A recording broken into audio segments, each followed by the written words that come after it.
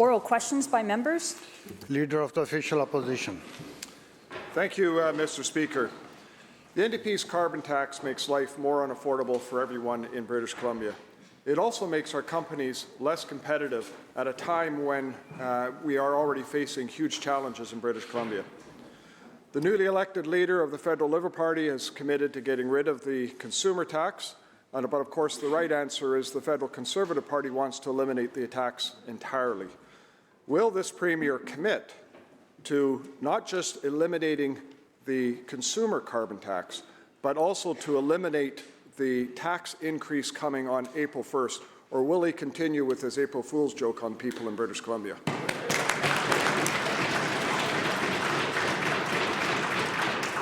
Mr. Premier. Thank you, Honourable Speaker. We've committed to British Columbians that if the federal government removes the carbon price backstop, that will remove the consumer carbon tax here in British Columbia. We're still going to make the big polluters pay to encourage them to reduce their carbon pollution here in the province. Climate change is a serious issue for people right across the country and around the world, and British Columbia, we're going to do our part to encourage reducing those emissions and moving to those technologies that will ensure a sustainable economy for generations to come. Leader of the Official Opposition, supplemental. Thank you, Honourable Chair. The reality is this. The getting rid of the consumer tax and cranking up the business tax is only going to make us less competitive. It will damage it, and ultimately it's just going to be passed on to consumers in British Columbia anyway, hiding this NDP carbon tax. This is a job killer. There's no question. It will hurt our economy. It'll make us less competitive. Businesses have already expressed their concern associated with this. So on April 1st, the most important issue is, will this Premier actually give the taxpayers in British Columbia a break and stop with the increase in the carbon tax, because clearly it's going to be eliminated in terms of the consumer tax? And will he do this without increasing the job-killing NDP carbon tax on businesses?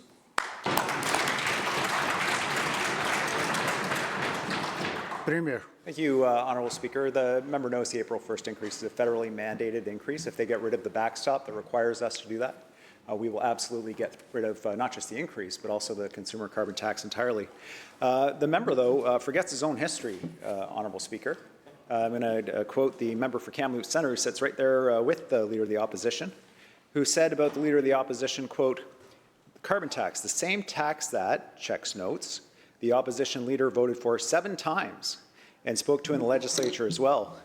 And then the member for Kelowna Mission, who talked about the carbon tax and said, quote, "We are seeing increasing recognition across the world that carbon pricing is necessary to reduce greenhouse gas emissions. We're proud that the BC Liberal government introduced North America's first and most comprehensive carbon tax." Honourable Speaker, carbon pricing for big companies, making big polluters pay, helps encourage them to make decisions to reduce their emissions.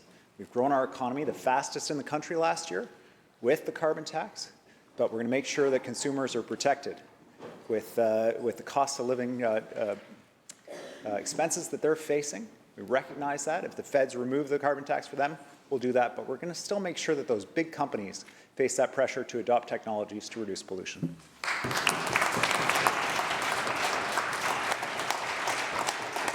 Member for Kamloops Centre. Thank you, Mr. Speaker. Well, since the Premier prompted me, I might as well get up and ask a question about carbon tax as well. It's interesting, on April 1st, the carbon tax goes up 12%. Yet in this budget, it goes up 20% in revenue. In other words, emissions keep rising under this government, and the carbon tax has turned into nothing but a cash cow. So, Mr. Speaker, given that emissions continue to rise under this government, given that they now have a $3 billion revenue source in their budget, and they will not be clear what exactly they classify as a big polluter versus a consumer, is the Premier now suggesting that the $3 billion will be put over onto industry like forestry, which is struggling right now, mining, and other industries like that that are begging for actual non-existent relief in this current budget?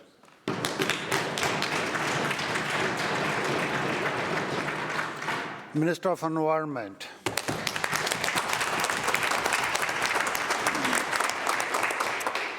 Thank you, Honourable Speaker, and thank you to the member across the way for the question. British Columbians are seeing firsthand the threat of climate change, including extremely low snowpack and the worst forest fire season on record. It's no surprise that people and businesses want to protect this extraordinary place that we call home. We are going to be getting rid of the carbon tax for consumers, but we will be holding strong on protecting our environment and making sure that we're building a place that everyone in BC wants to live in.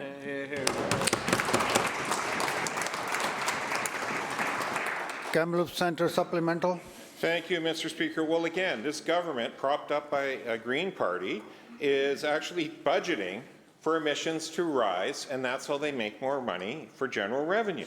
$3 billion this year, a 20% increase in carbon tax revenues, despite the carbon tax going up 12% on April 1st. So again, the question was actually about the $3 billion and whether or not this Premier was intended to heap all $3 billion onto industries like forestry, mining, and other natural resource sectors that are begging for relief from this government, not a $3 billion tax bill.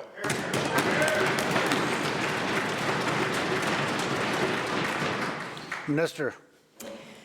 Thank you, Honourable Speaker, and thank you again to the member for this important question. I think that we really have to remember that this is just fear-mongering. We don't want to be looking at things that are going to be hurting our environment. Big business. Members, come to order. Minister will continue. Thank you. You know, a lot of people in BC, they want to just do development, they want to do business at any cost, but we believe that we can do environment with the economy, and we can build a strong economy. Members. Leader of the third party. Thank you, Honourable Speaker. On the South Coast, many of us have had earthquakes on our mind these past few weeks, always wary of the possibility of the big earthquake. However, in BC's Northeast, residents have been shaken by the largest number of earthquakes ever recorded, all related to fracking for methane gas in the Montney region. Local residents are sounding the alarm, and for good reason. Fracking-induced earthquakes come with serious public safety, infrastructure, and environmental risks, and they will increase in magnitude and frequency with more and more gas extraction for export. My question is for the Premier. Will the province implement no fracking buffer zones around critical infrastructure to reduce the risk of damage caused by fracking-induced earthquakes? Minister of Energy. Thank you, Honourable Speaker. And the member knows that the BC Energy Regulator regulates hydraulic fracturing to protect groundwater and to address issues of setback distances and encasing requirements, Honourable Speaker, that we've asked a scientific panel to look at hydraulic fracturing, and indeed they have, including how it relates to seismic events, impacts on water quality as well, and quantity and fugitive methane emissions, Honourable Speaker. They held 40 separate sessions, as the member will know. As he knows, it's important to take these issues seriously. Met with more than 60 experts from industry, from academia, from First Nations and others, Honourable Speaker, to address these questions. And we're going to continue to take this issue seriously to ensure that people in the Northwest and their interests are supported and protected, everyone who lives there, and that we have an industry that works for everyone in the province. And that's what I think the BC Energy Regulator, exactly what they're trying to do. Member supplemental. Thank you, Mr. Speaker, to the Minister for the answer. The BC Energy Regulator, formerly the Oil and Gas Commission, the agency responsible for managing the fossil fuel industry and other energy activities in our province, is failing to hold oil and gas companies accountable when they violate regulations. A recent investigation identified more than 1,000 instances when inspectors documented apparent infractions, yet gave the sites in question a passing grade. BC, to our chagrin, with this caucus, is on the cusp of significantly expanding fracked gas production for export. Yet there are only 17 enforcement officers, 3 technical advisors, and 7 supervisors responsible for the entire province. My questions for the Minister: how is this government strengthening oversight in preparation for the planned increase in fracked gas for export? Minister. Well, thank you, Honourable Speaker. And our government has taken action, as the member knows, to strengthen the way we regulate oil and gas development in BC. We created a new process to make sure oil and gas dams have the right permits. We brought in new regulations, he knows, to regulate orphan wells, unanimously supported in the legislature, improve monitoring of fugitive emissions, enhanced groundwater monitoring, eliminated the deep well royalty credit, Honourable Speaker, and will continue to ensure the development of our natural gas resources so important to the province is done in a way that is responsible while creating revenues to support services and good jobs for people throughout BC.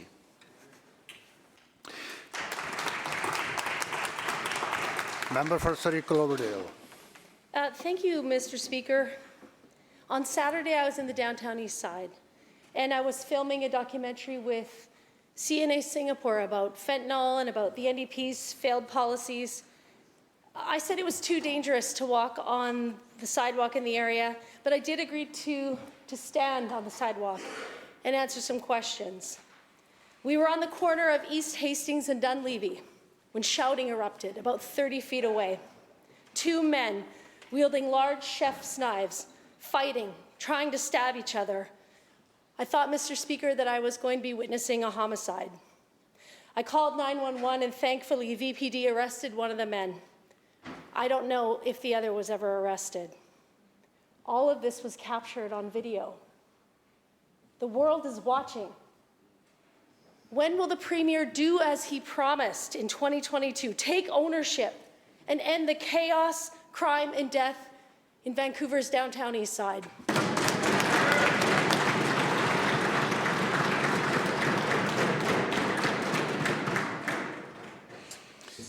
Minister of Communities. Minister. Solicitor General. Mr. Speaker, thank you to the member opposite for the question. She raises an important question about the downtown east side, which has been for a number of years a source of concern for us. We, as the member knows, have invested many dollars into the downtown east side. Into drug interdiction members, so that those on the downtown east side can fight the problems that they face. That's something we will continue to do. Member supplemental. Yes, thank you, Honourable Speaker. In 2007, the Premier warned the United Nations that there wasn't enough housing for the homeless. He protested the expenditures for the 2010 Vancouver Olympics, and he argued that the money would be better spent addressing homelessness, mental health, and addictions. And now the Premier is the one in charge, and he's spending $3 billion to host FIFA 2026. All this as the City of Vancouver conducts a $5 million police operation, a sweep, that doesn't include any new housing for the homeless and no services for mental health and addiction. How can the Premier look himself in the mirror knowing that he promised to take ownership of the downtown east side and things have only gotten worse?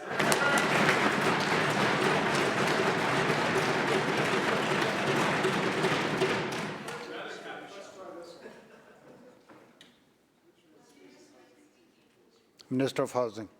Honourable Speaker. Honourable Speaker, we have been investing millions of dollars to build hundreds of housing opportunities in the downtown east side. The member is not correct. The member is not correct that there's been no new housing in the downtown east side. I appreciate the member likes to go down there to film videos of homeless people, Honourable Speaker. But on this side of the House, we're making investments, we're working with people on the ground to actually help those people, Honourable Speaker, to actually find ways to get them out. It's easy, Honourable Speaker, to go down there to make movies, film them, to get some hits. It's easy for the Leader of the Opposition to go down there for campaign stops, to have homeless people in his backdrop, Honourable Speaker. That is not helping the vulnerable people that you say that you want to help, Honourable Speaker. The way you do it is you sit down with community, you sit down with local government, you sit down with your partners, you make investments which haven't been made for a long time, and you get people into housing, Honourable Speaker. That's what we're doing on this side of the House.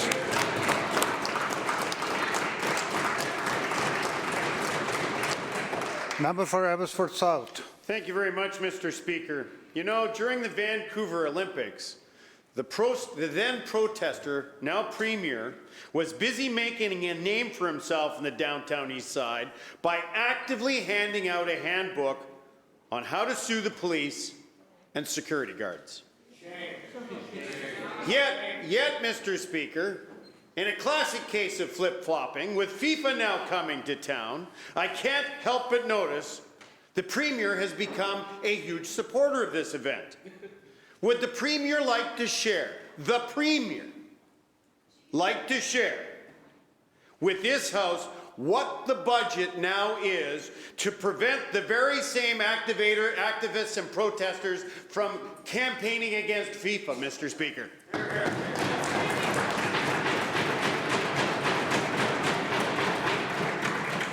Minister of Tourism and Culture.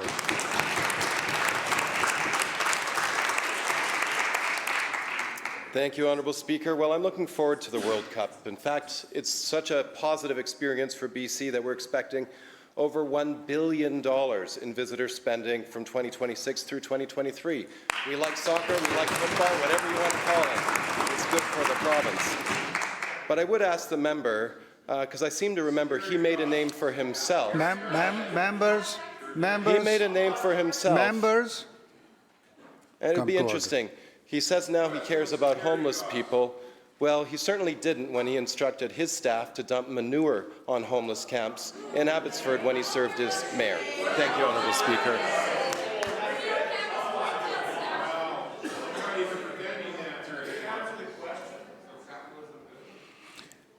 House Leader of the Official Opposition. Personal security and body cameras shouldn't be necessary. At a convenience store that I frequent with my family, my constituent was assaulted, requiring facial reconstructive surgery before he could return to work. A place where he says, and I quote, "I try to have people leave the store happier than they were when they came in." He's now fearful to return to work. My question through you, Mr. Speaker, how bad do things need to get before this government takes public safety seriously? And how many people can we expect to be dropped off from the downtown core in my city of Chilliwack?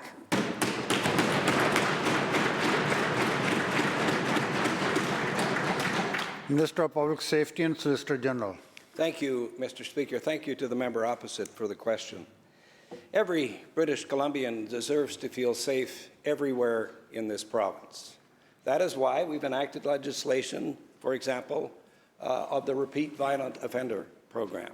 That is aimed and targeted at those people who have a propensity to commit crimes in the downtown core or anywhere in British Columbia. A former client in Prince George has told us how his contact with Revoy has changed his life. That's what we want to do. We want to make all of the community safe throughout British Columbia.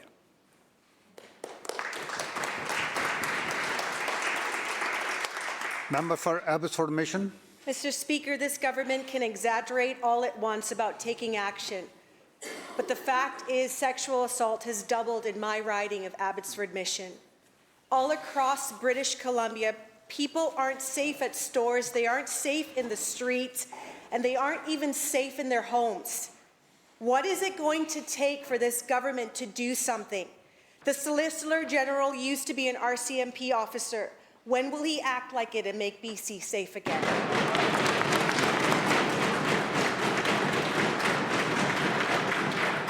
Minister. Thank you, Mr. Speaker. Thank you to the member opposite for the question. She draws on my past experience as a police officer to help her with the crimes that she's witnessing now. I'm was a very proud member of the Royal Canadian Mounted Police, and I am today. What we did then is what we are doing now. We are trying to get to the core of the problem. It's nice to talk about, it's nice to have a plan. This is a government that does things about it. That's important. That's what we will continue to do.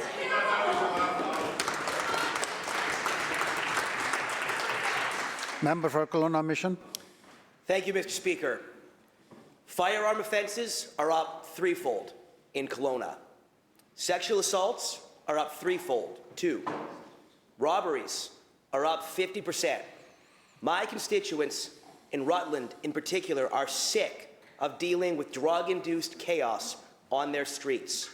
Will the Premier himself stand up and show up and tell the people at the Rutland Residents Association and the Uptown Rutland Business Association why he has thrown their community to the wolves.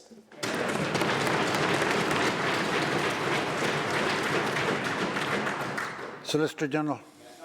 Thank you, Mr. Speaker. Thank you to the member opposite for the question.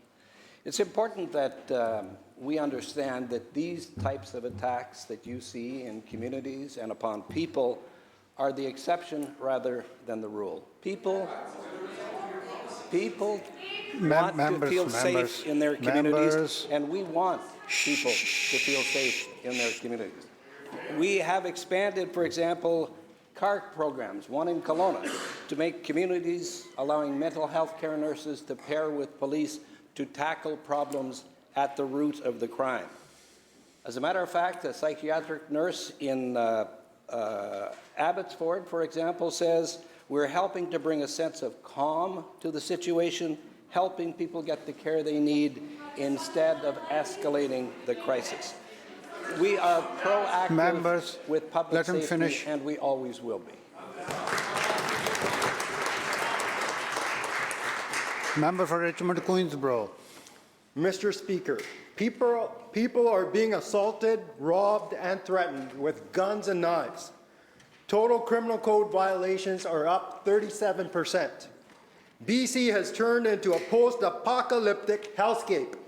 Why has this government left British Columbians to fend for themselves on BC's unsafe streets?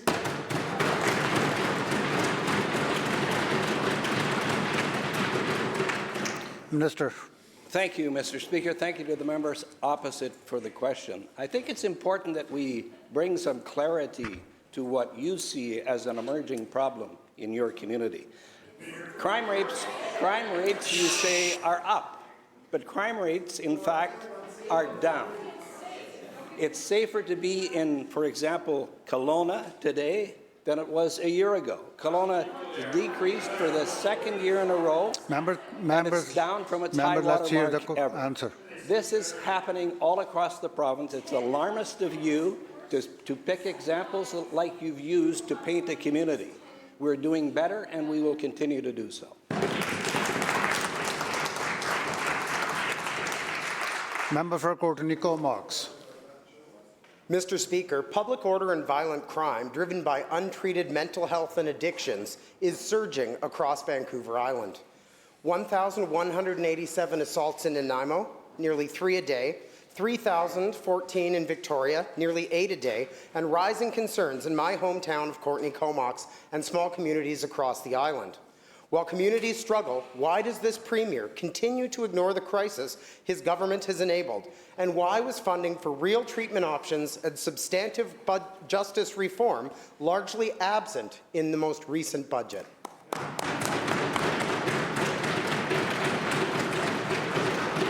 Minister of Health.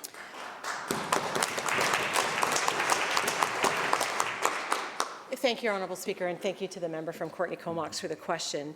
And he raises really important points around community safety, but the need to balance that with the help that people need. And that's why our government is going to continue to make record investments in mental health and substance use help supports for people. Mr. Speaker, we are working hard to build out the full continuum from detox and withdrawal to treatment and recovery and aftercare to help get people the help that they need. Mr. Speaker, we're going to continue this work. There are already over 3,000 treatment beds in this province. We've added 700 more over the past years, and we're going to continue this work. Our budget 2025 sees a $500 million lift for mental health and substance use. We're going to continue this work. Thank you. Member for Surrey Serpentine River. Thank you, Mr. Speaker. Across this province, this soft-on-crime government has done little to stem BC's crime wave. Break-and-enters, stabbings, robberies, sexual assaults, cops slashed, and their firearms grabbed. This is not the peace and order the people deserve. Why can't this government realize that whether it's their disgraced decriminalization program, their safe supply scandal, or how they've ruined BC's cities, that it's her entire ideological approach that has made BC the unsafe haven for crime and violence that it has certainly become.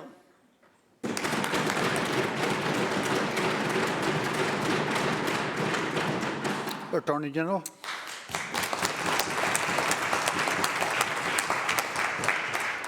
Thank you, Mr. Speaker. This side of the House takes safety very seriously. We're putting the resources and the boots on the ground to keep communities across this province safer. You know what, Mr. Speaker, I think it's important to put on the record that when the Leader of the Opposition was on this side of the House, they cut funding to sexual assault centres.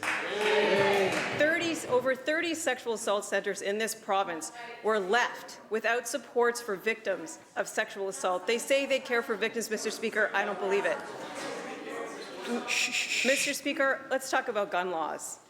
When the Leader of the Opposition was campaigning to be Premier, he said that he would instruct police to stop enforcing semi-automatic gun laws in this province. I can't understand how that's going to keep people safer in this province, Mr. Speaker. What that is American-style gun laws in our province, Mr. Speaker. What we're going to do is hold the line on safety, Mr. Speaker, and put in the resources on the ground to make communities safer across this province. Thank you.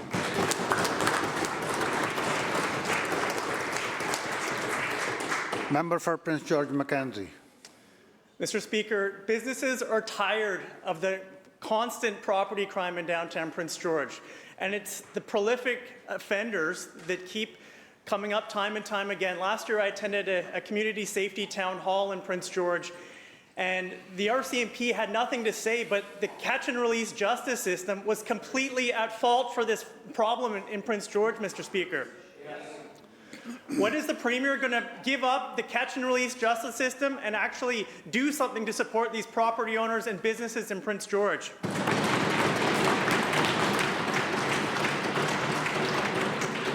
Attorney General. Member. Please start. Thank you, Mr. Speaker. We take bail reform very seriously on this side, Mr. Speaker. We led the country. BC led the country in asking the federal government for stricter bail laws to keep repeat violent offenders off the streets.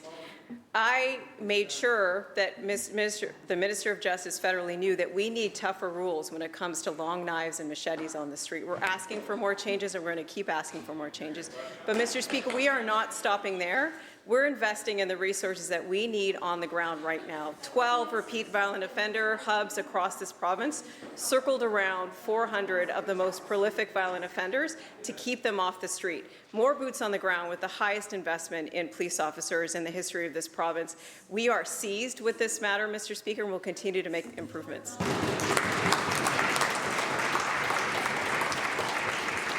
Member for Surrey White Rock. Thank you, Mr. Speaker. 2 weeks ago, middle of the night, a senior in my ridings awakened, his door kicked in, savagely attacked. Bloodied, flees to his neighbor for help. Short time after that, suspect goes to the hospital, tries to disarm the police officer, and has to be restrained by the physician that's attending him. This Premier, in the October campaign, tried desperately to talk tough on crime. Today, desperately, they try and talk tough on crime. The problem with this all is that everybody here has a story about how this government is failing on crime every single day.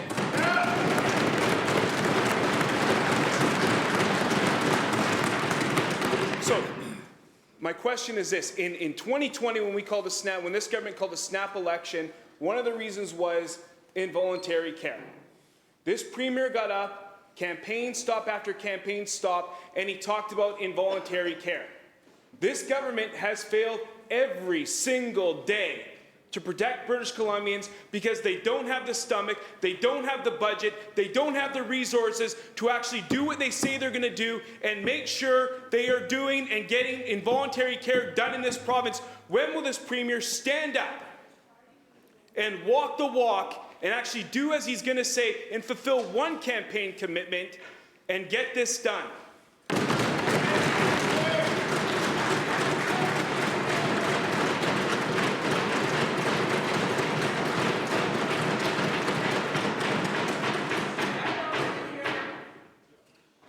Minister of Health.